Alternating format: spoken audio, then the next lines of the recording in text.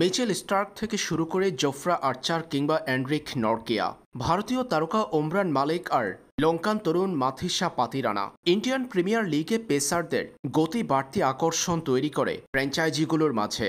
গতিময় পেসারের বেশ কদর রয়েছে ইন্ডিয়ান প্রিমিয়ার লিগে।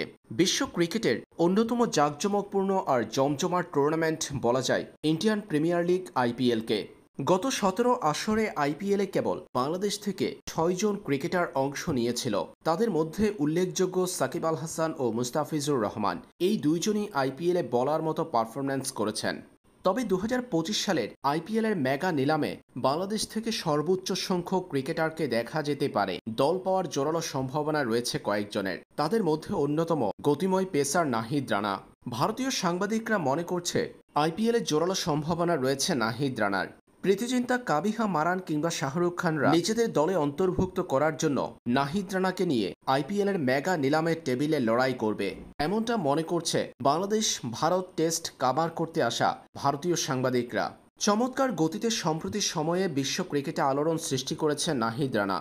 বাংলাদেশ ক্রিকেট ইতিহাসে সর্বোচ্চ গতির ডেলিভারিটাও তার। ঘন্টায় 152 কিলোমিটার বেগে বল করা বাংলাদেশের এই তরুণ পেসারকে নিয়ে যে আইপিএল এর নিলামে লড়াই হবে সেটা এখন থেকেই আঁচ করা যাচ্ছে।